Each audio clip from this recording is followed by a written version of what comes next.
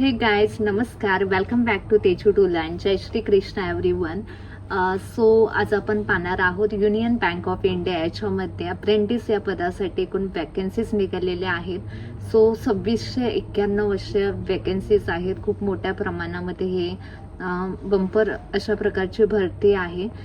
So याची जी online अंतिम तारीख आहे ती आहे 5 मार्च आणि त्याच्यासाठी 20 फेब्रुवारीपासून हे फॉर्म चालू झालेले आहेत. सो लवकरात लवकर तुम्ही याचे फॉर्म भरायचे आहेत. याची जी फीज क्रायटेरिया आहे ते ओपनसाठी याची ओपन अँड ओबीसीसाठी 800 रुपीज आहे. त्यानंतर SC/ST साठी 600 रुपीज आहे. त्यानंतर PWD साठी 400 रुपीज आहेत.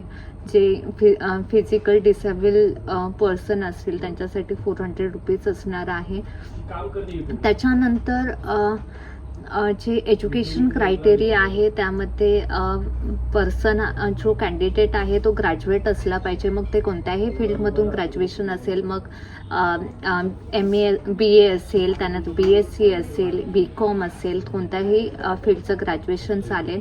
त्यानंतर जो एज क्रायटेरिया ठेवण्यात आलेला आहे 1 फेब 2025 पर्यंत त्याचं जे एज आहे ते मॅक्झिमम 28 आणि मिनिमम 20 ठेवण्यात आलेलं आहे.